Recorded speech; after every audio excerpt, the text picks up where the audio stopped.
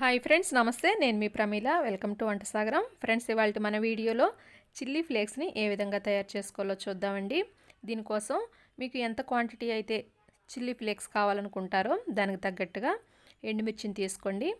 Stove మీద ఒక మూకుడు పెట్టుకొని దానిలో వీటిని వేసి దోరగా వేయించుకోవాలన్నమాట. హై ఫ్లేమ్లో కాకుండా లో ఫ్లేమ్లో వేయించుకోండి. ఈ చిల్లీ ఫ్లేక్స్ని ఎక్కువగా కలర్ఫుల్గా కనిపించడం కోసం వాడతామండి. రెడ్ కలర్లో అక్కడక్కడ కనిపిస్తూ ఉంటాయన్నమాట కొన్ని రెసిపీస్లో.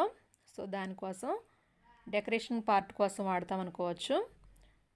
చూడటానికి బాగుంటాయి అన్నమాట.